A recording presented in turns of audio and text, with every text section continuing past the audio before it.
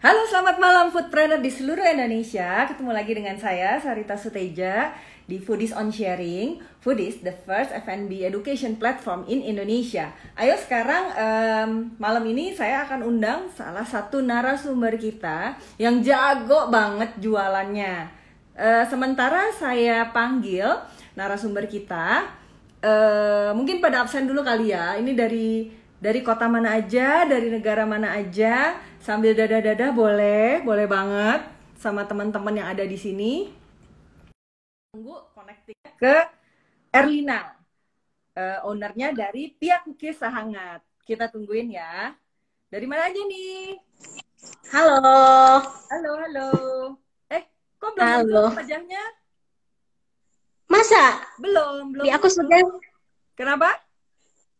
Di aku sudah muncul. Oh, udah muncul ya? Masih belum ya? Belum. Sebentar. Waiting for Erlina Liang. Tapi kenapa ini nggak Di sini muncul sudah wajahnya komplit. ya? Di lu muncul? Muncul dua-duanya. Waduh. Wait. Oke. Nah, iya. Sebentar. Diulang. Sebentar, diulang ya.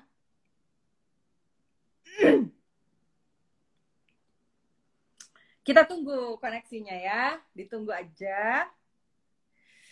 Teman-teman masih PSBB atau ada yang udah pelonggaran, ada yang udah mulai ngafe. Hati-hati, yang pasti kita stay safe ya gitu. Jadi jangan lupa tetap ikutin protokol-protokolnya. Kita tungguin aja ya. Erlina, halo. Halo. Sambil nungguin Erlina, ayo pada komen. Dari mana aja?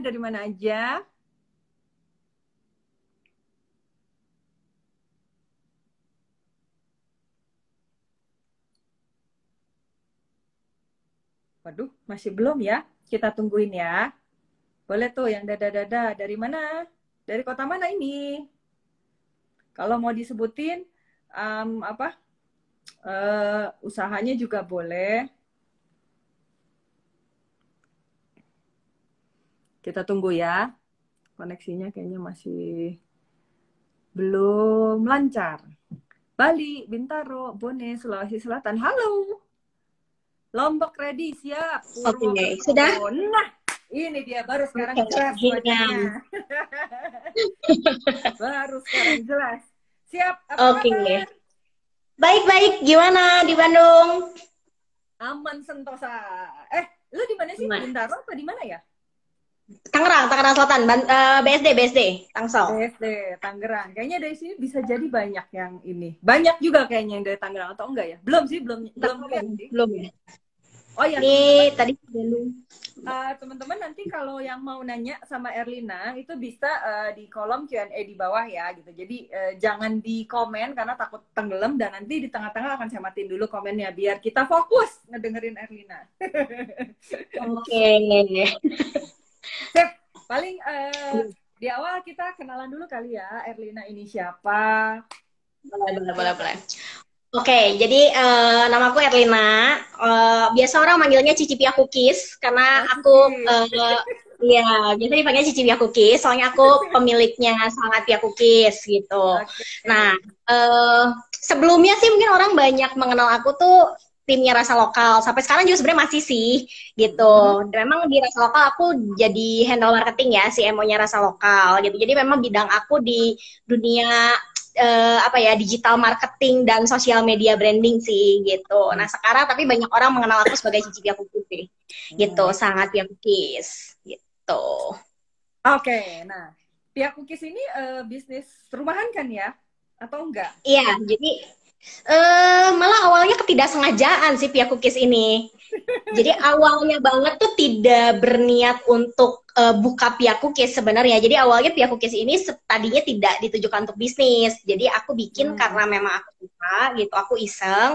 Waktu itu bikinnya di rumah Chelsea, inget banget. Terus pas lagi di Instagram ini, masuk ke dalam Instagram itu jadi heboh seketika. Dan akhirnya jadi bisnis rumahan yang diseriusin. Karena bisnis rumahan yang wow banget sih. Aku sendiri sebenarnya lumayan kaget gitu. Makanya nggak nyangka bakal jadi segininya, tapi ya apa ya, very glad lah dengan hasil yang diraih sekarang gitu. Jadi berawal dari ketidaksengajaan, jadi bisnis rumahan, sampai sekarang lebih seriusin lagi gitu. Sip, gitu. Nah, tapi ada nggak alasan kenapa milihnya bisnis rumahan? Kan maksudnya kan pilihan banyak ya. Ada yang misalnya harus buka outlet kah atau gimana? Nah, kenapa milihnya bisnisnya di rumah dan kenapa online? Pertama mungkin karena setelah kemarin kan pertama awalnya nggak sengaja nih, terus udah gitu yang paling cepat gitu kan, apa ya, bergerak tuh yang penting cepat dulu gitu, karena waktu itu kan hype-nya udah ada tuh, udah kayak benar-benar udah peak banget gitu. Jadi aku pikir yang tercepat adalah kita jual online dulu gitu kan, karena itu kan kayak nggak perlu persiapan yang terlalu panjang. Karena kalau misalnya kita mau buka outlet apa segala macam kan persiapannya panjang banget, dan kayaknya nggak wise untuk membiarkan orang yang udah lagi heboh-hebohnya menunggu gitu, kayak keburu kabur masanya kan gitu. Dan karena ini peaknya di online, paling gampang itu ya untuk dijualnya online lagi dong gitu kan, karena dari online ke online gitu ya. Nah terus udah gitu, nah setelah dijalanin aku ketagihan sih sebenarnya, karena itu lebih matching dengan karakter aku yang memang nggak terlalu suka sesuatu yang kantoran gitu. Aku nggak suka sesuatu yang terlalu baku dan serius-serius. Jadi si bisnis online ini matching banget sama karakter aku pertama.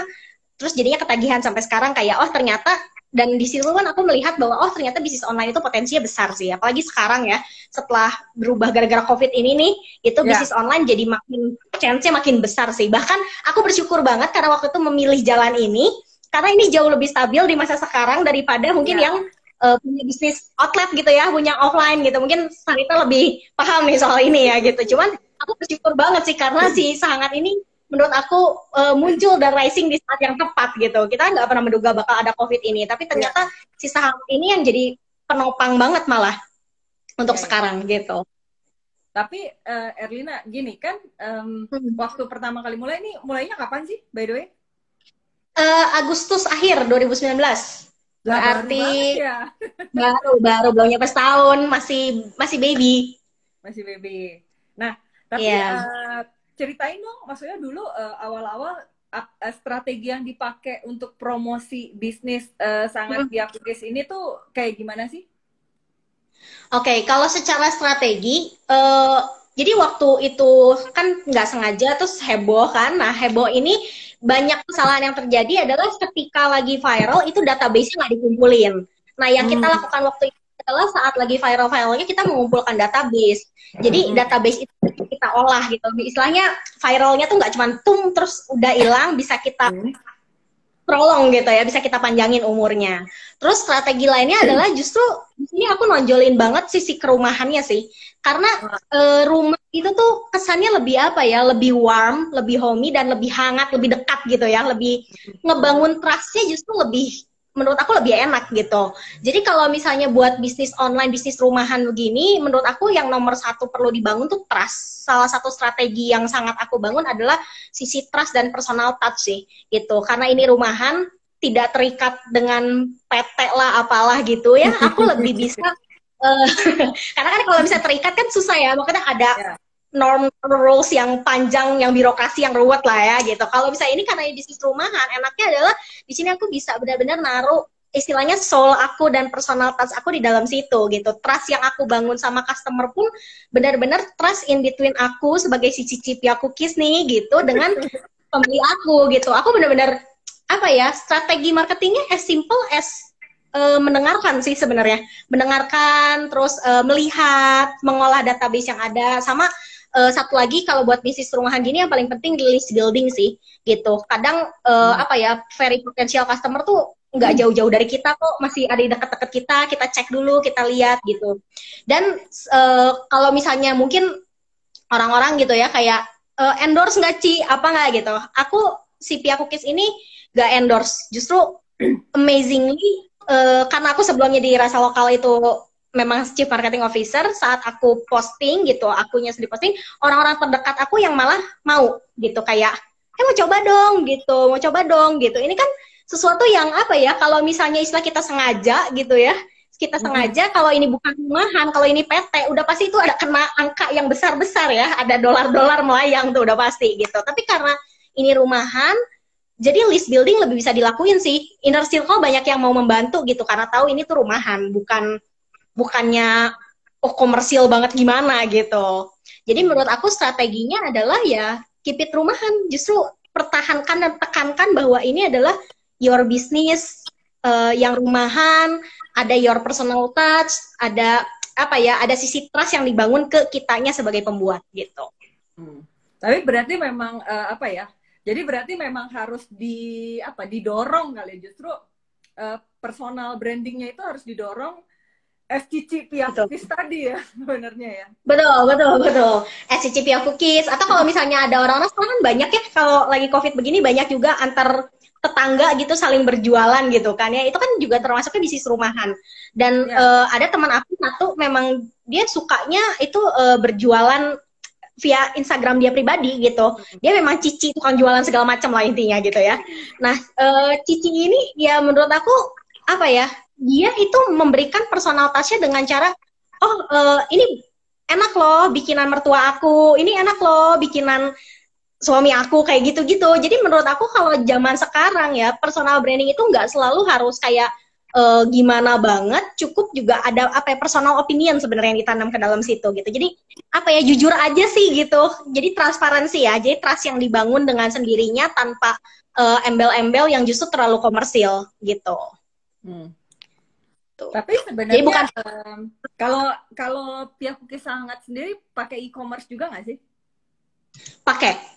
Ya? Jadi dari yang awalnya sih cuma via WhatsApp doang ya, lagi pertama banget itu cuma via WhatsApp. Tapi terus yang kita pelajari, aku lihat selama di awal itu kayaknya seminggu pertama gitu, WhatsApp itu ada banyak kendala sih, karena kan memang bukan ditujukan untuk benar-benar pure melakukan transaksi jual beli di situ kan gitu. Orang nggak semua itu tuh mau repot-repot ngetik order gitu ya, nggak semua. Terus banyak orang yang sangat suka juga window shopping gitu, ngeliat-liat dulu ada apa aja gitu. Jadi si e-commerce ini sangat membantu untuk mempermudah sebenarnya, karena kan orang benar-benar tinggal klik gitu. Dan sisi trust juga, balik lagi sisi trust juga, kalau misalnya e-commerce kan istilahnya ada pihak ketiga yang menjamin gitu kan, kayak mereka transfer itu tuh bukan langsung ke perorangan tapi ke misalkan let's say Shopee atau Tokopedia-nya gitu kan, dan mereka bisa juga window shopping.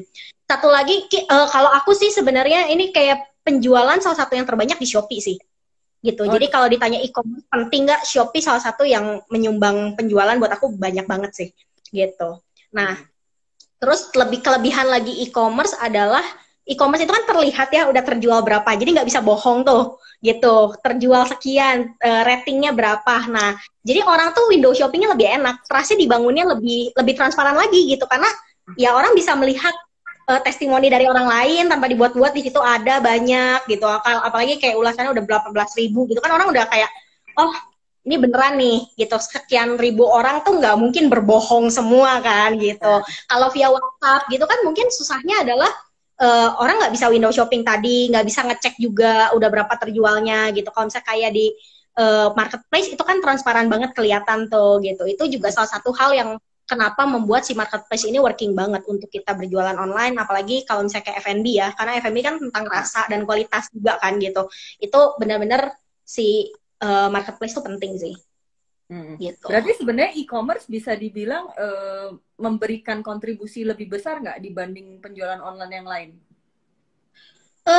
Kalau lebih besar, kita kan sekarang aku sangat tuh ada website, ada e-commerce, website yang kita bikin sendiri ya, ada marketplace, sama ada via WhatsApp gitu. Kalau dari Instagram kita nggak jual di Instagram langsung, karena DM itu agak hati-hati kalau misalnya terima ordernya di DM, itu sering kali suka ke-skip gitu ya, karena kan dia tidak tersistem memang untuk jualan langsung ya gitu. Nah, kalau misalnya ditanya antara WhatsApp digabung sama web, itu setara dengan satu marketplace gitu. Jadi kalau misalnya dibilang itu ya mungkin 50% lah gitu, itu dari, enggak sih, less than 50%, karena kan kita ada juga partner ya gitu, jadi ada juga reseller. Ya. Halo, ngeheng. Diulang dong tadi apa? Ada partner reseller terus? Ya, kita ada partner dan reseller gitu. Jadi kalau misalnya dibilang dia paling besar, enggak jadinya, karena kita ada punya banyak platform lain selain WhatsApp juga gitu. Dan reseller ini salah satu yang besar sih juga gitu. Jadi kayak dibilang dia besar banget nggak, tapi untuk end user mungkin 50% datang dari marketplace. End user ya, yang langsung ke customer yang buat konsumsi sendiri itu 50% datang dari marketplace. Tapi kalau misalnya digabung dengan yang lain-lain, dia ya nggak nyampe 50% jadinya. Terus berarti kan berarti sebenarnya kalau dari Erlina sendiri penjualan dari rumahan ini sebenarnya pakai channelnya berarti tadi 4 ya, ada apa tadi? Yes. Online, online, website sendiri ya. Agent, satu lagi apa? Satu lagi dari WhatsApp. Oh ya, dari WhatsApp tadi ya. Nah, tapi berarti sebenarnya list building itu benar-benar jadi kunci banget ya kalau ngelihat dari ceritanya tadi ya. Betul. List building itu berguna banget selain untuk penjualan, buat branding juga gitu. Jadi kadang-kadang kalau misalnya aku paling gampangnya ya ngelihat misalkan dari satu komplek kita aja nih gitu, biasanya satu komplek perumahan gitu atau satu apa gitu suka ada WhatsApp grup tuh. Biasanya di antara orang-orang itu ada aja yang paling hits yang jadi role model gitu kan. Ya kan si kakak hits atau ibu hits itu yang jadi panutan semua orang ya. Nah, itu tuh membantu banget loh dalam hal branding. Seriusan. Jadi kayak kadang-kadang gitu kita bisa masuk ke satu komunitas cuman melalui satu orang itu gitu. Itu penting banget sih list building kalau buat rumahan ya gitu. Karena kan makanya gini, kita kan secara modal juga kan, kenapa kita memilih rumahan udah pasti karena itu jauh lebih secara capital lebih kecil lah gitu, dan lebih cepat bisa mulai gitu kan. Nah, makanya list building ini penting banget karena ya kita jadinya nggak perlu keluar modal besar-besar. Orang tetangga kenal tapi ternyata dia mama hits gitu ya misalkan gitu, atau role model di sekolahan, itu kan bisa banget membantu kita secara branding gitu. Jadi sebenarnya soalnya ini sebenarnya tadinya next questionnya gue mau nanya nih, strategi brandingnya itu sebenarnya yang paling bagus gimana? Berarti sebenarnya strategi yang paling bagus itu adalah cari mama-mama hits gitu ya? Iya, cari mama hits, cari kakak-kakak hits gitu ya. Terus udah gitu, sama cari potensial customer juga. Jadi kan gini, mama hits itu belum tentu potensial customer, tapi dia itu role model. Nah, tapi kan kayak misalnya dari satu komunitas kita udah pasti ada satu yang tukang belanja gitu kan. Nah, itu pembeli-pembeli awal kita yang akan membuat testimoni kita makin lama makin banyak. Gitu. Jadi benar-benar step-step kecil banget. Kalau online rumahan ini benar-benar step by step kecil yang sebenarnya orang kadang mikirnya kayak masa sih dari situ dapat omsetnya, tapi beneran it's indeed dari situ gitu. Maksudnya kadang kita juga nggak nyangka bahwa kadang kita temenan atau kita kenal ya, kita tuh nggak nyangka kalau orang tersebut punya pengaruh sebesar itu kadang-kadang gitu. Tapi ternyata gitu. Kayak misalkan ada gitu ya, dan aku itu ternyata dia itu di komunitas pengajiannya itu benar-benar iya jadi panutan gitu. Jadi dia sekalinya post di Instagram cuman Instastory ngoceh-ngoceh ini enak banget, itu mendatangkan omset gitu. Beneran. Jadi kayak intinya kita kadang nggak nyadar sih di sekitar kita ada siapa aja gitu. Terus ada juga yang maksudnya kenalan teman-teman yang udah lama gitu ya, alumni sekolah dulu waktu di Bandung gitu, sekarang jadi pembeli tetapnya Pia Cookies sampai detik ini rutin. Gitu. Itu kan kayak istilahnya memang mungkin terkesan kecil-kecil gitu ya, remeh-temeh gitu ya, tapi kalau dikumpulin tuh jadi besar dan jangka panjang juga. Gitu. Erlina punya tim, Terusin dan apa? Ya, jadi kalau satu lagi yang penting juga di antara semua itu adalah personal touch sih. Kalau misalnya mungkin ada yang pernah beli Pia Cookies aku, itu kan dikasih surat tuh. Selalu semua yang beli itu dapat surat cantik ya. Itu tuh salah satu juga strategi branding yang maksudnya bukan berarti dibuat-buat ya, cuman kayak itu tuh sesuatu yang memang aku pengen sampaikan ke orang yang nerima Pia aku gitu loh. Jadi kayak biar pesannya tuh nyampe, dan itu working very effectively sih. Itu membuat viral juga karena banyak banget yang nge-tag ke aku cuman karena kayak aduh Ci lucu banget dikasih surat gitu. Jadi kayak hal-hal kecil yang very personal itu tuh suka sih gitu. Personal touch ya. Iya.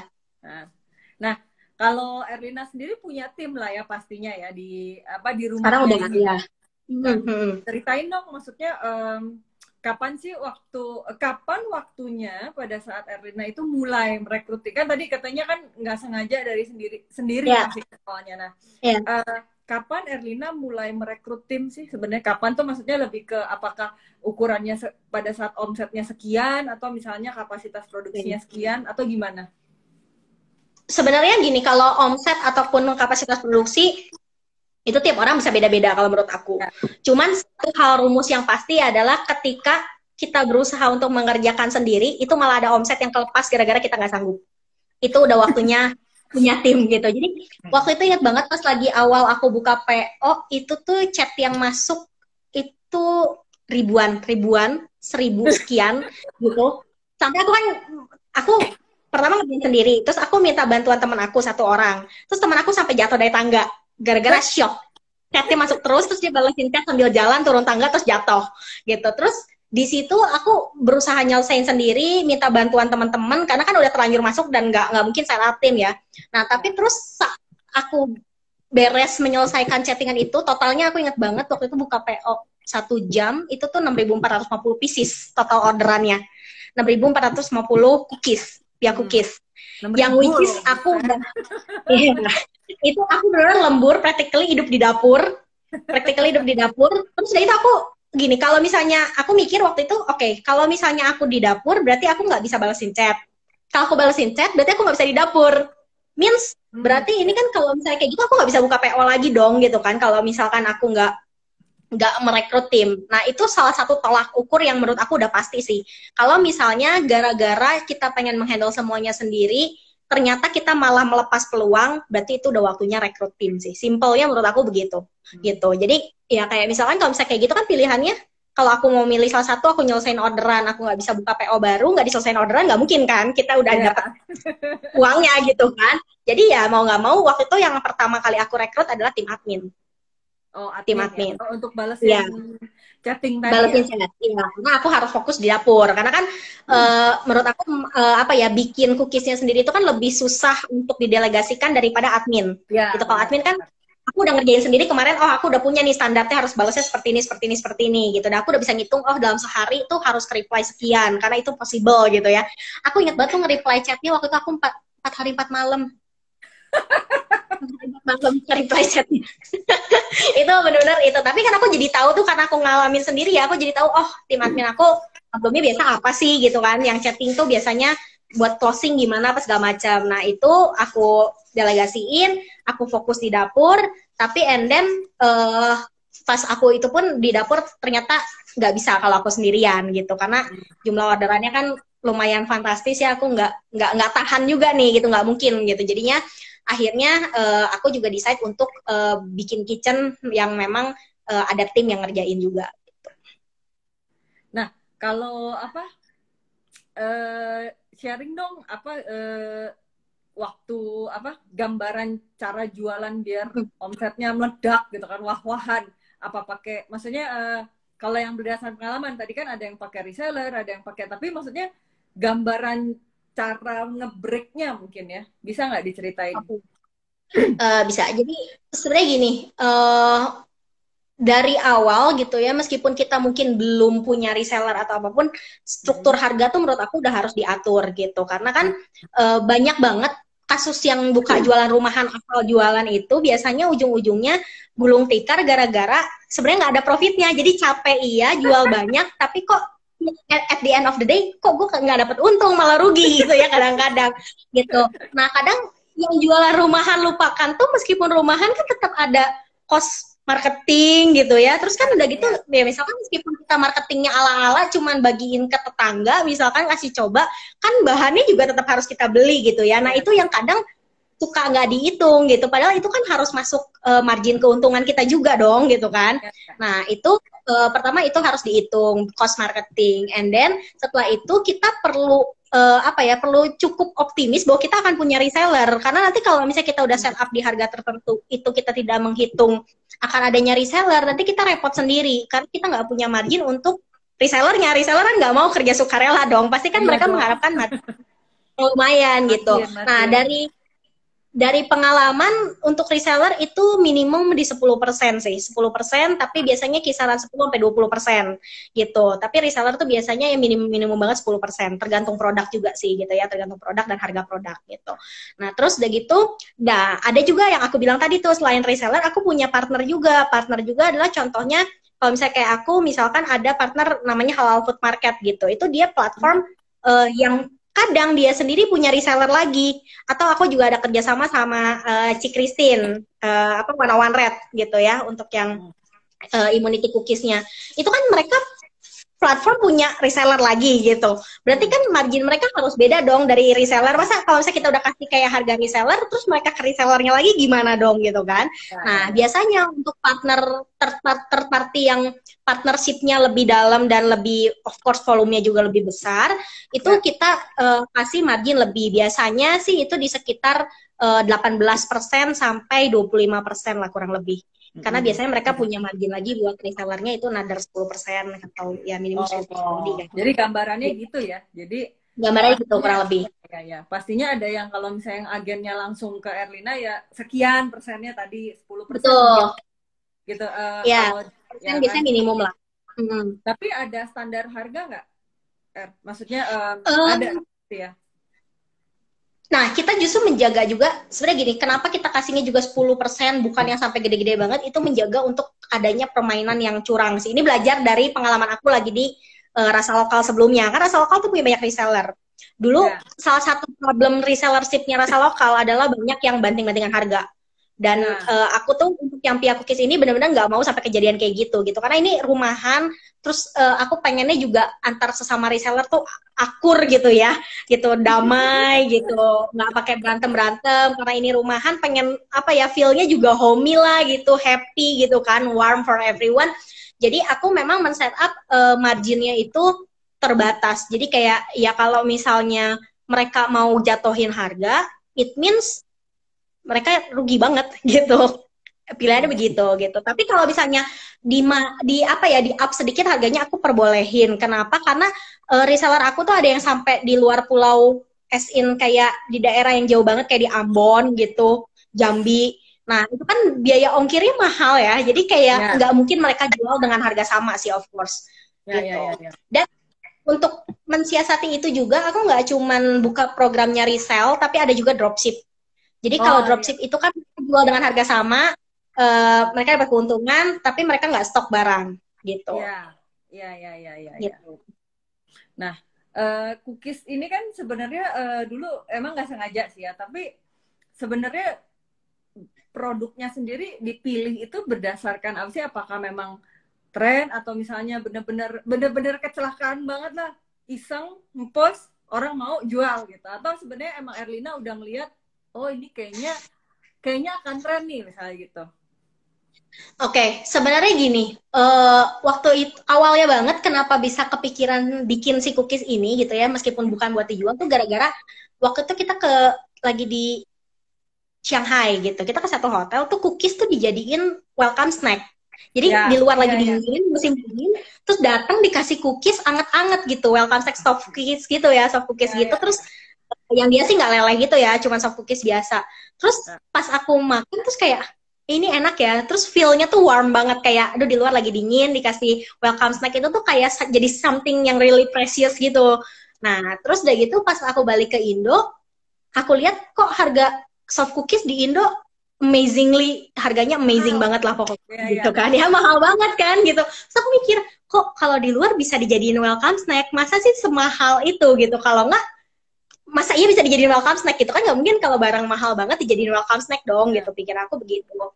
Terus ya udah akhirnya aku memutuskan untuk bikin sendiri. Nah cuman karena aku mikir kayak waktu itu kan lagi tren banget Pia ya di Bali tuh, Pia kan lagi terkenal banget gitu. Terus tapi aku pribadi secara tekstur lebih suka cookies daripada Pia gitu. Terus mikir kayak lucu juga ya kali kalau misalnya cookies tapi kayak Pia gitu, isinya di dalam gitu, bisa nggak ya? Ya terus akhirnya aku bikin. Nah awalnya kayak gitu, jadi kayak bener-bener sebenarnya mikirnya awal dari situ. Nah, tapi terus udah gitu, and then seiring berjalannya waktu dan jadi heboh, kenapa dikasih namanya fix jadi Pia Cookies? Karena memang kan waktu itu mikirnya kayak, lucu juga ya kalau kayak begitu. Terus udah gitu aku mentoring juga kan sama Coach Chandra gitu. Terus kayak nama apa ya yang pas gitu kan? Nama apa yang pas lagi discuss, ya karena inspirasi dari situ, kenapa nggak Pia Cookies aja? Pia punya market yang udah besar di Indonesia. Sementara cookies di bayangan orang, cookies tuh ya cookies kayak good time gitu ya, itu kan cookies di bayangan orang Indo kan kayak begitu ya gitu. Nah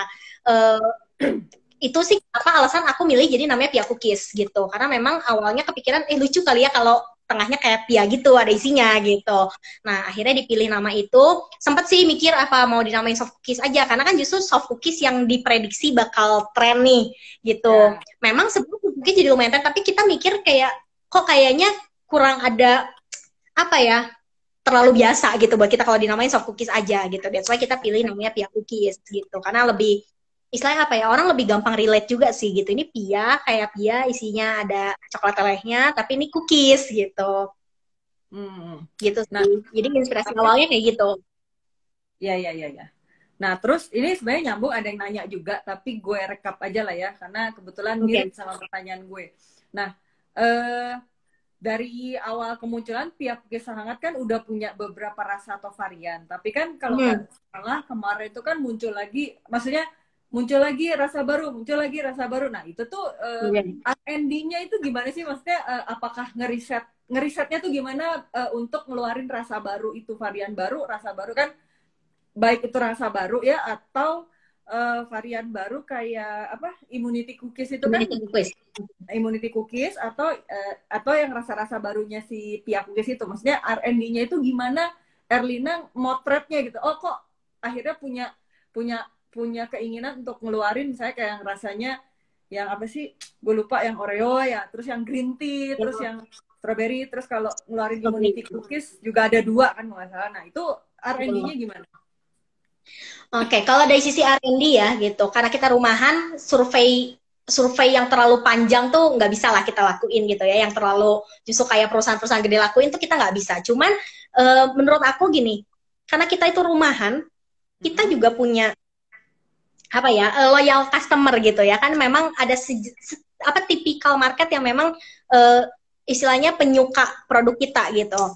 Nah kalau aku sih sebenarnya survei tergampang dan tercepat adalah para online sister aku. Jadi aku menyebut para pembeli itu tuh online sister ya gitu. Jadi biasanya aku kalau mau ngeluarin suatu produk itu aku malah brainstorming dengan mereka gitu. Sebenarnya apa sih yang market bayangkan enak gitu. Jadi kalau misalnya lihat di Instagram aku, kadang aku suka nanya gitu, enaknya bikin apa ya gitu, ada ide nggak gitu.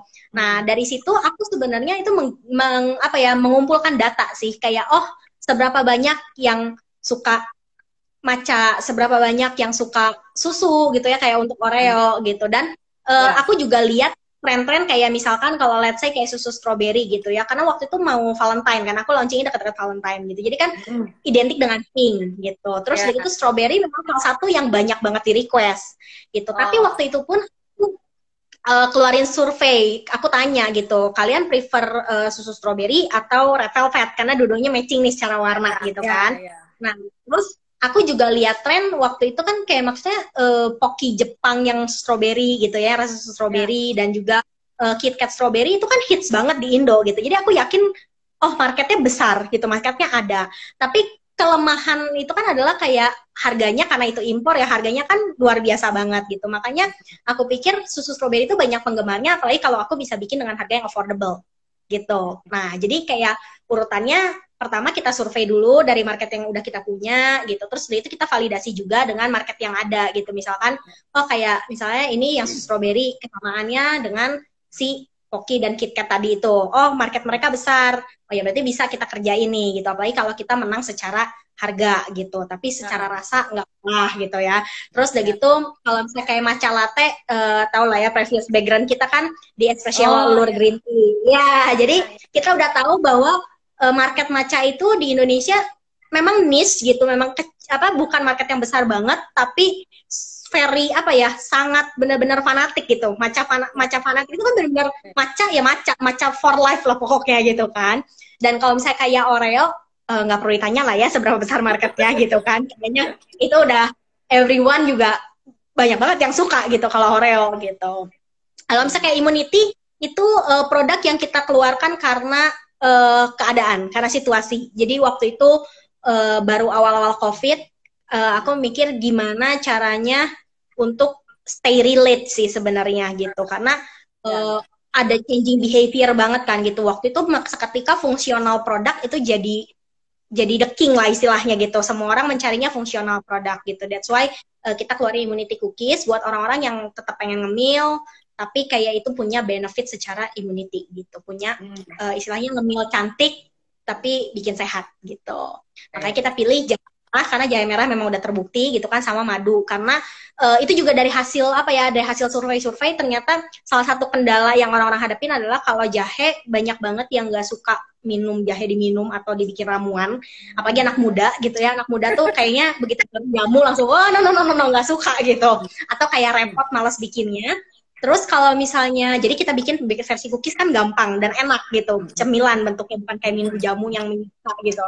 Nah kalau madu itu kita lihat problemnya adalah anak-anak itu ya, aku sih lihatnya dari mama-mama di sekitar aku aja nih gitu, kayak para mama ini udah mulai teriak-teriak gitu. Mereka panik harus jaga kesehatan anak, tapi anaknya susah banget disuruh minum suplemen, atau mungkin kan anak-anak belum ngerti kan ya gitu. Jadi kayaknya nggak bisa dipaksa, kayak ini lagi musim corona minum gitu kan, ya nggak bisa, apalagi harus tiap hari kan rutin gitu. Jadi akhirnya aku kalau madu gimana nih, madu kan anak-anak rata-rata doyan, dan kita bikinnya pun meskipun pakai madu asli, kita campur pakai butter dan lain-lain biar sampai wanginya tuh anak-anak suka gitu loh, ada sisi milky-nya gitu. Nah itu sebenarnya kita keluar dari problem yang ada sih produknya kalau untuk yang Immunity Cookies gitu. Oke. Nah, terus kalau secara marketing nih, Erlina sempat pakai ini juga nggak? Misalnya kayak apakah itu influencer atau paid promote? Nah, kalau misalnya pakai, apakah dua-duanya atau satu? Dan boleh nggak diceritain budgetnya berapa sih gambarannya? Nah, kalau influencer, to be honest, kayak yang aku ceritain tadi, jadi aku tahu influencer itu sebenarnya mahal gitu, tapi luckily atau karena mungkin kelihatan enak, jadi word of mouth. Jadi kayak misalnya aku kenal sama satu thanks God ya, aku kan memang di rasa lokal kan sebagai marketing tuh, jadi aku punya lumayan banyak kenalan influencer gitu. Nah waktu aku ngepost itu tuh ada beberapa yang memang dengan sukarela minta gitu, kayak aku mau coba dong gitu. Jadi aku dapat exposure secara free gitu kan. Nah ternyata dia bilang enak, terus temennya minta juga. Jadi kalau untuk kaktus hangat itu memang berjalan organik. Aku tidak sengaja mengendorse gitu, nggak sengaja ngendorse karena ya makanya meskipun beberapa yang posting end up influencer gitu ya, tapi itu pure karena mereka memang tertarik sih gitu. Jadi aku nggak keluar budget di situ gitu. Tapi dari pengalaman yang aku punya, sebenarnya kalau menurut aku ini tips ya, makanya kan aku ngerjain nggak cuma sangat doang nih gitu. Jadi aku lumayan sering ngurus influencer juga lah gitu di kerjaan aku yang lain-lain. Untuk influencer menurut aku sekarang itu benar-benar harus dilihat bukan cuma sekedar followers sih gitu. Karena pertama market mereka siapa gitu, followers mereka siapa itu penting banget. Terus kedua adalah worth it atau enggak, karena kita nggak bisa memungkiri banyak banget influencer yang menurut aku sangat overpriced, dalam artian karena mungkin marketnya tidak sesuai dengan yang kita harapkan ya gitu, atau mungkin engagementnya tidak sesuai dengan yang kita harapkan. Kalau kita masih rumahan dengan budget terbatas, kita harus benar-benar selektif sih gitu. Kalau aku untuk yang rumahan, saran aku sih better ambil yang kecil-kecil aja, yang masih belum terlalu mahal tapi banyak, instead of satu yang besar. Tapi terus sama kayak gini sih, kalau misalnya kayak kita pakai sniper sama Rambo gitu ya. Kalau Rambo itu nembak nggak tahu yang mati berapa gitu ya. Tapi dia besar memang senjatanya dan kayak tembakannya keren gitu. Tapi kalau sniper meskipun cuma satu, tak orangnya pasti mati gitu. Nah ibaratnya gitu sih, kayak marketnya tuh benar-benar dibidik tepat, meskipun kecil-kecil tapi banyak. Itu tuh jumlah sales conversionnya akan lebih baik daripada kalau misalnya kita pakai Rambo gitu, pakai yang besar, terus tapi kayak nggak tahu hasilnya, lebih nggak terukur. Gitu sih. Kalau untuk yang rumahan saran aku sih gitu. Jadi better yang kecil-kecil tapi banyak aja dulu. Karena kalau misalnya sekaligus gede kan secara modal juga langsung kesedot ke satu orang doang, ke satu hal doang secara marketing. I don't think itu wise sih untuk di awal gitu ya. Kalau paid promote pakai atau cuma influencer Paid aja? promote enggak sih, kita paid promote. Enggak. Kita sempat pakai waktu lagi event ya. Kan kita pernah event kayak di Surabaya gitu. Kita menginfokan bahwa kita hadir di Surabaya itu pernah. Oh, jadi tetap ya Gitu. Jadi sebenarnya berarti dua-duanya dipakai ya sebenarnya. gitu. Tapi dikondisikan. Jadi kayak misalkan kalau misalnya kayak event, menurut aku paid promote itu udah paling the best lah. Karena kan kita misalnya mau ngadain event yang cuma 3 hari, tapi kan perlu channel. Misalkan kita mau waktu itu aku ngadain bazar di Surabaya. Kita kan market utamanya mungkin di Surabaya ada. Si pembeli aku ada yang dari Surabaya. Karena kan kita bisa dikirim-kirim ya. Pihak kita bisa dikirim-kirim. Cuman mungkin kan nggak spesifik orang Surabaya doang gitu. Kalau kita ngepost di Instagram kita kan mungkin cuma sepersekian orang Surabaya yang lihat gitu ya. Tapi kalau misalnya info Surabaya, ya namanya juga info Surabaya, Instagramnya gitu kan, udah pasti isinya orang Surabaya semua. Dan memang tempat orang mencari informasi event, promo, atau apapun. Jadi ya itu berguna banget untuk menginformasikan sesuatu yang sifatnya seasonal atau event sih kalau menurut aku, kalau paid promote ya. Nah, masih nyambung juga nih, pengen nanya dong, kan kayaknya IG-nya sangat Pia Cookies itu kan cukup tinggi ya followernya sama engagementnya tuh kelihatannya bagus. Gua bukan ahli sih, jadi lihat-lihat doang gitu loh. Kan kayaknya bagus, followersnya banyak, terus ya engagementnya juga cukup oke lah gitu. Maksudnya orang nanya nggak dicuekin gitu lah ya, kurang lebih lah. Iya. Gitu. Nah, ada nggak yang bisa di-sharing? Maksudnya mungkin lebih ke cara untuk strategi kontennya mungkin, atau apa ya, gimana cara naikin follower lah misalnya gitu. Apakah ada strategi konten tertentu atau enggak? Oke, menurut aku apa ya, zaman sekarang konten tuh harus interaktif gitu, benar-benar harus interaktif dalam artian benar-benar berinteraksi antara human to human gitu, antara orang sama orang gitu. Kadang kesalahan yang paling sering dilakukan adalah seolah-olah udah ngepost itu sama dengan selesai, padahal nggak begitu gitu. Orang ngepost itu kan berarti kita mencari tanggapan ya, mencari respon gitu. Tapi gila orang yang merespon sama kita dicuekin. Nah itu tuh hal yang paling lah gimana gitu kan, situ ngepost buat cari perhatian, udah diperhatiin dicuekin gitu kan. Itu pertama. Jadi kayak benar-benar harus responsif. Jadi kalau kayak kita ya aku sendiri masih handle Instagramnya, maksudnya aku masih pegang Instagramnya, tapi aku juga punya admin. Kenapa? Biar kalau misalnya aku lagi ngerjain yang lain-lain, itu tuh nggak ada yang sampai kecuekin gitu. Jadi DM itu tuh aku punya rules bahwa sehari itu tuh harus 3 kali balas DM gitu, diatur jamnya gitu. DM, komen tuh semua sehari 3 kali harus dibalas gitu. Mungkin admin aku gitu. Tapi terus aku juga tidak mengautomasikan jawaban. Kayak benar-benar dibalas tuh dibaca, karena sering banget ada banyak admin atau mungkin pemilik usaha yang kalau balas itu benar-benar copy paste dari notebooknya gitu ya, catatan copy paste gitu. Kadang orang yang nanya apa, jawabannya tuh jadi nggak sesuai gitu. Padahal mungkin kan satu orang nanyanya agak ada variasinya gitu ya. Karena menurut aku karena ini rumahan, sementara masih bisa, ya kenapa nggak dibikin personal aja gitu. Kan lebih enak juga, kita jadi tahu juga masukan dari orang-orang ya. Kita jadi tahu insight mereka juga gitu. Kadang dari konten-konten tersebut kita bisa dapat banyak data sebenarnya. Kayak salah satunya adalah varian apa yang lagi laku kayak gitu. Itu aku hobi banget. Aku paling hobi. Salah satu cara aku menjaga engagement adalah itu. Aku paling hobi nanya-nanya gitu. Kadang random question, kadang apapun. Tapi kan orang tuh seneng ya kalau diajak berinteraksi. Namanya kita bersosial media tuh kan berarti mau bersosialisasi gitu. Kalau misalnya kita cuma ngepost jualan harga, kayaknya orang tuh akan kayak berasa kayak ngomong sama tembok gitu kan. Jadi kontennya tuh harus benar-benar yang nyaut gitu. Kita melempar pertanyaan, orang akan menjawab. Terus kadang kita ngasih informasi gitu ya. Apa ya? Bertingkah layaknya manusia lah. Anggaplah kayak itu page pribadi sebenarnya kalau menurut aku sih gitu.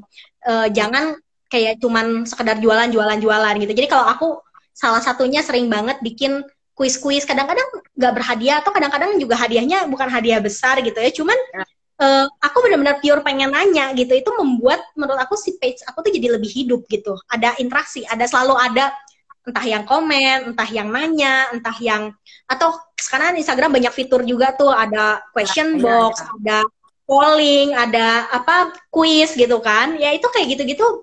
Itu salah satu yang sebenarnya orang suka sih gitu. Milih-milih jawaban gitu. Dan dari situ sebenarnya kita bisa ngumpulin banyak data gitu. Itu secretnya sebenarnya. Survei aku tuh nggak mahal, survei aku dilakukan di Instagram aku. Jadi kalau misalnya kalian pilih-pilih gitu ya, itu tuh aku sebenarnya melihat gitu kayak oh preferensinya ke arah mana, trennya ke arah mana.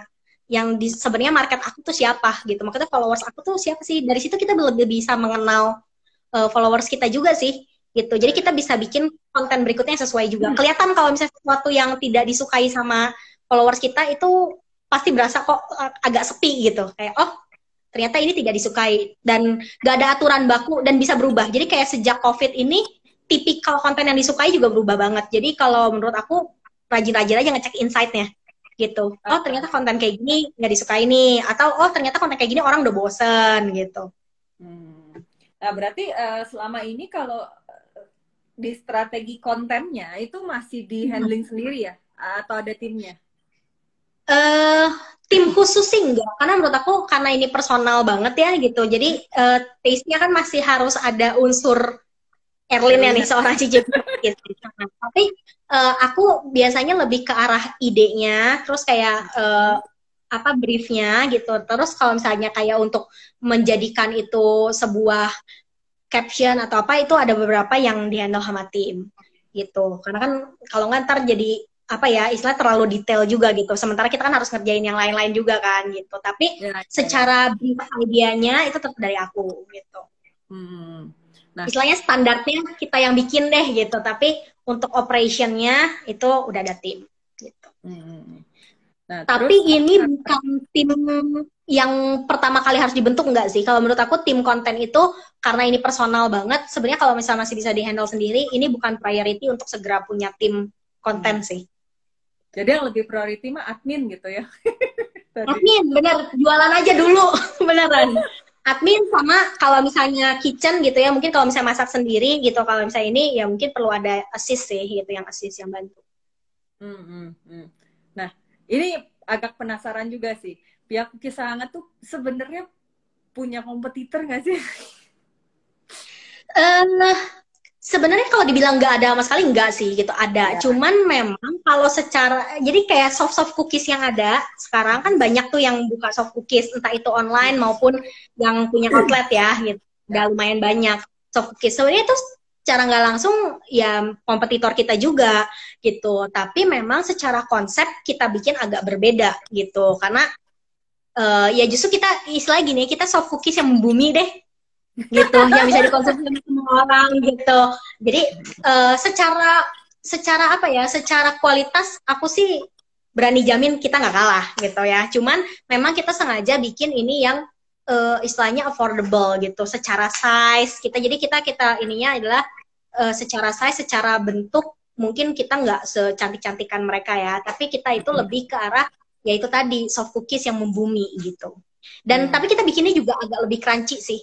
Jadi kita nggak yang benar-benar soft, nggak yang benar-benar soft karena menurut hasil survei aku sih pada dasarnya orang Indonesia itu lebih suka cookies yang es cookies ada crunchy-nya gitu. Cookies yang ada crunchy-nya.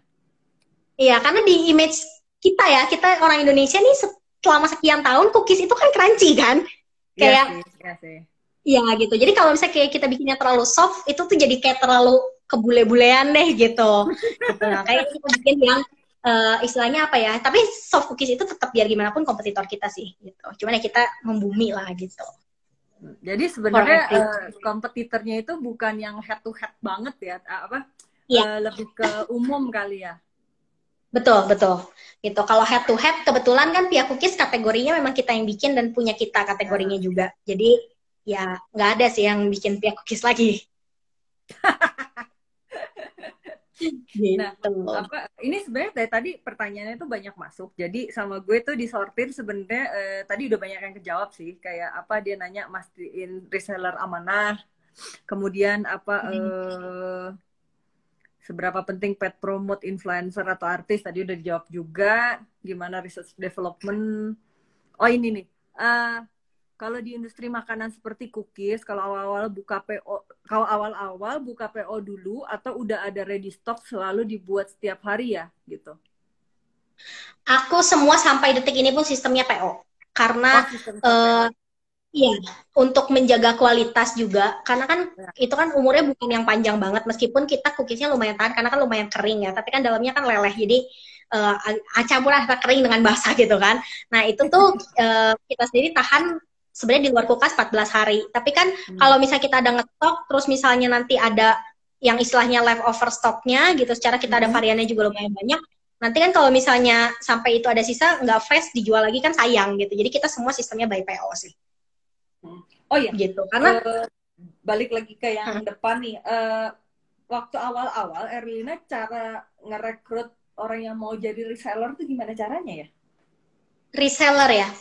Reseller kita itu pertamanya sih kita buka di Instagram sih, as simple as kita Oh. buka di Instagram gitu, kayak maksudnya uh, apa ya, kalau misalnya itu kan pada dasarnya gini, orang yang jadi reseller biasanya adalah orang-orang yang pada dasarnya mencintai menyukai produk kita gitu, Mm-mm. menyukai produk kita sampai udah rutin beli, terus jadi punya kepercayaan untuk menjual lagi gitu. Mm. Kebanyakan sih reseller awal aku begitu gitu. Nah Oh. begitu udah agak banyak, itu udah bisa jaring dari uh, apa ya, kayak Facebook Ads contohnya gitu. Terus begitu udah bisa juga jaring dari mulut ke mulut, karena udah ada portfolionya lah istilahnya gitu. Kalau misalnya lagi awal-awal itu basically kita open di Instagram dan siapapun yang tertarik bisa daftar. Dan memang lagi awal-awal juga itu tuh udah mulai ada yang nanya, bisa jadi reseller nggak, bisa jadi reseller nggak, waktu itu belum siap. Nah terus begitu dibuka ya udah masuklah Ya udah reseller. ditanganin lagi lah ya, di follow up lagi kali Iya ya.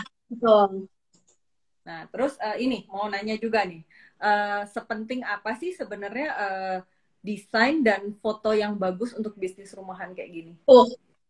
Kalau untuk bisnis rumahan, nggak cuma bisnis rumahan sih, menurut aku untuk semua bisnis makanan, foto itu penentunya. Sebenarnya gini, kenapa bisa heboh di awal aja yang nggak sengaja itu, Ya. karena memang waktu itu yang masuk ke video itu lelehan yang benar-benar pas dipotek, terus kayak coklatnya benar-benar leleh. Kalau Nah. nggak gara-gara itu, I don't think bakal se-viral itu sih. Gitu. Hmm. Jadi menurut aku kalau itu tuh faktor penentu, mungkin orang tergerak 80% tuh dari situ bahkan gitu. Hmm. Kayak ya mungkin kayak kelebihan pihak cookies aku kan dalamnya leleh gitu, jadi di semua foto aku tuh pasti menonjolkan bahwa coklatnya leleh, stroberinya leleh, matcha latte-nya juga leleh gitu, kayak gitu sih gitu. Jadi kalau menurut aku gini, foto itu harus bisa berbicara tanpa kita berbicara gitu. Jadi dia itu kayak istilahnya apa ya, prajurit terdepan deh gitu, orang sekali lihat tahu apa sih yang kalian jual gitu. Jadi penting banget sih, penting banget. Foto itu harus, tapi nah ini yang suka disalah persepsikan. Cantik itu bukan berarti cantik-cantikan. Jadi tidak semua cantik itu berarti harus main apa flat lay gitu, harus pakai fotografer proper yang harganya jutaan. Enggak. Jadi foto pihak cookies itu to be honest mostly adalah foto dari handphone. Ah, ya. Itu foto dari handphone. Justru bikinlah foto yang natural gitu, karena ya ini Hmm. kan rumahan ya gitu, maka dari itu sisi rumahannya nggak boleh hilang. Begitu Hmm. dibikin terlalu proper, malah itu tuh jadi image rumahannya hilang, jadi terlalu pabrikan gitu kesannya. Jadi Hmm. kalau aku foto tuh benar-benar kadang ya lagi makan, kayaknya cahayanya lagi bagus nih, foto gitu. Tapi selalu yang di selalu yang di apa yang difokusin adalah kelebihan kitanya gitu. Kalau aku kayak Ya. coklat lelehnya, berarti aku selalu keep in mind, oke, ini mau fotonya pakai handphone, mau fotonya pakai apapun, dimanapun coklat lelehnya harus kelihatan gitu. Hmm. Ada kayak salah satu foto yang sering banget aku pakai, itu salah satu foto yang kece banget adalah waktu itu aku lagi jalan-jalan ke Hmm. aku jalan ke Korea ya kayaknya. Terus aku bawa Ya. sebenarnya di tas cuma 2 gitu. Terus kayak nemu minimarket, beli makanan di situ, aku nebeng ngangetin. Pas lagi aku mau makan, lagi musim gugur kan, daunnya cakep banget. Ya udah, aku foto benar-benar pakai handphone. Itu Hmm. ketidaksengajaan, tapi hasil fotonya kece gitu. Jadi kalau menurut aku bagus itu bukan berarti harus di studio yang pakai kamera DSLR gitu, enggak gitu ya. Jadi maksudnya cantik di sini adalah menarik gitu, menggiurkan. Kata paling tepat adalah menggiurkan kalau untuk makanan ya. Jadi sebenarnya Gitu. paling penting itu si foodpreneur yang bisnis rumahan ini harus nemuin dulu kali ya, apa poin yang paling menariknya dari produknya apa kali ya. Betul. Kalau misalkan nih contohnya gitu, kayak misalnya apa ya, Sarita jual ayam ya, Carmila ya, gitu. Kayak Kan misalnya. poin utamanya mungkin sambalnya kan, gitu. Ya berarti kan sambal pedesnya itu tuh harus tergambarkan di foto gitu, harus Ya, kelihatan pedes gitu ya. kan ya. Sama lah kayak gitu kurang lebihnya gitu. Kalau misalnya jualan let's say jus, ya berarti kan harus kelihatan seger gitu, harus kelihatan buahnya fresh gitu, kayak gitu. Gitu sih. Jadi poin utamanya harus di situ. Menarik fotonya harus memanggil-manggil customer tanpa ngomong apa-apa gitu. Sekali lipat ke sini beli aku gitu. Tapi intinya kalau misalnya bisnis rumahan itu bener-bener foto itu super amat sangat penting gitu ya, bikin orang jadi ngiler Betul. pengen gitu ya. Iya, betul, betul. Menarik tapi nggak harus Menarik. cakepnya tuh nggak harus yang fake, halah fake. Maksudnya nggak harus yang apa ya, nggak harus yang Profesional gitu, bener-bener bukan gitu sih. dikondisikan gitu kan. Iya, betul, betul. Betul. Kadang justru pas lagi kita makan itu bisa bisa jadi saat-saat tidak terduga untuk dapat foto bagus sih. Ya Aku sih ya sering ya banget ya kayak ya gitu. benar. Jadi aku ya kan kayak pas lagi makan, ini cakep nih hari ini penampilannya, ya udah kita foto gitu kan. Hmm. Nah, Tuh. terus apa bisnis kan kan selama ini bisnis rumahan ya. Jadi sebenarnya bisnis rumahan itu justru bikin bikin Erlina lebih santai atau sebenarnya malah Hmm. justru makin hektik gitu kalau nggak tahu, gue nggak tahu ya di rumah lu mungkin banyak orang kah atau enggak atau gimana. Nah itu justru dia poinnya tuh bikin lebih santai atau bikin lebih sibuk sebenarnya. Kalau dibilang lebih santai sih enggak ya. Sibuknya Enggak ya. sama aja. Cuman lebih fleksibel. Hmm. Ya, lebih fleksibel karena tidak ada birokrasi yang panjang itu tadi sih, gitu kan. Kalau untuk rumah enggak sih, karena kebetulan kitchennya udah aku pisah karena pas Ya, ini, jadi oke. akhirnya aku udah pisah kitchen. Kalau enggak stres juga sih, stres juga.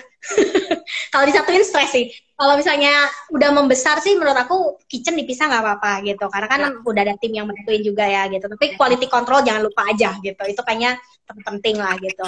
Nah, kitchen udah aku pisah.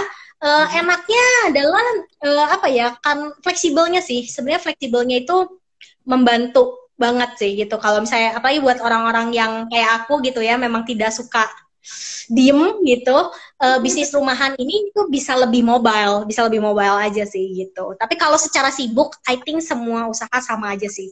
Kerjaan apapun ya tingkat sibuknya beda-beda lah gitu. Nah, Lin, ini kan Oke. banyak lagi nyaksikin, lagi dengerin kamu ngomong lah gitu. Nah, ada nggak sih tips atau ide ya kalau misalnya orang baru mau mulai bisnis rumahan nih yang baru mau mulai ya, tapi kan kalau lu kan udah Hmm. lama ya gitu. Maksudnya kalau orang, gue jadi pengen nih, jadi terinspirasi pengen bisnis rumahan juga lah. Nah, ada nggak ide atau tips-tipsnya yang bisa dibagiin? eh Kalau misalnya sudah punya keahlian tertentu, misalnya masak Hmm. tertentu atau makanan tertentu, bikin makanan tertentu apa yang unik, menurut aku itu pada dasarnya prinsipnya adalah mulai aja langsung gitu. Karena makin ditunda-tunda, nunggu perfect tuh nggak akan pernah jalan. Jadi kalau menurut aku do it now. Kalau misalnya memang udah punya, istilahnya udah kebayang lah gitu. Oh kayak aku mau bikin ini, bikin ini. Nah terus kalau misalnya yang kedua adalah apa ya, bisnis rumahan yang sekarang cukup besar dan lagi banyak juga adalah jadi reseller atau jadi dropship gitu. Itu Hmm. tuh karena kalau pertama kalian bisa istilahnya mengumpulkan banyak jenis produk gitu. Misalnya kan jadi dropship atau jadi reseller nggak cuma pihak kis doang, bisa juga satu account jualnya segala macam makanan gitu. Misalkan nggak tahu deh, makanan Sarita ada yang bisa reseller juga nggak sih? Ada sih ada. Misalkan gitu jualan pihak cookies plus juga jualan makanannya dari Sarita misalnya, plus jualan apa itu kan istilahnya banyak produk, kalian nggak perlu repot gitu, nggak perlu bikin. Kalau misalnya memang istilahnya dirasa kayak, oh gue mah sukanya jualan doang, nggak suka masak gitu kan. Nah, Hmm. ada juga, nah ini yang lagi aku develop sih sebenarnya, ini produk baru aku gitu. Aku karena melihat banyaknya orang-orang yang apalagi gara-gara COVID ini nih gitu, banyak yang di rumah dan ada yang juga beberapa kehilangan kerjaan atau mungkin bisnisnya yang lain itu nggak berjalan. Jadi aku itu sama tim bareng-bareng bikin namanya chefmamaclass.com. Chefmamaclass.com ini kita pengen membantu orang-orang yang mungkin agak kebingungan untuk mulai bisnis, nggak tahu mau dari mana. Untuk si chef mamanya sendiri itu jual resep-resep gitu, jadi ngajarin orang cara bikin makanan-makanan internasional. Jadi itu Nice. kita jual Thai food, Thai dessert yang unik-unik yang belum, istilahnya apa ya, belum padat gitu pasarnya di Indonesia gitu. Ya. Jadi potensinya masih besar. Korean fried chicken gitu. Nah itu chefnya tuh kita dari internasional langsung. Jadi yang Thai food itu dari chef asli Thailand, yang Korea chef asli Korea gitu. Nah, terus untuk belajar bisnis ini tinggal 40 detik, jadi kalau bisa agak cepat. Oke, untuk yang bisnisnya itu ada namanya Bislaris. Nah, itu disediakan resep sekaligus ilmu bisnisnya dari kita-kita nih, tim di belakangnya. Gitu. Siap. Berarti nanti kalau mau tahu lebih lanjut boleh ya DM ke Erlina ya tentang si chef. Boleh. Feel free untuk DM. Gitu. Thank you so much, Sarita. Oke. Waktunya hari ini. Thank you semuanya udah nonton. Sharingnya juga luar biasa lah pokoknya ilmunya. Thank you. Oke, mungkin nanti next time kita ketemu lagi ya untuk ngafe-ngafe bareng lagi ya setelah pandemik ini. Iya, betul. Setelah ini. Oke. Terima kasih buat nonton. Dadah!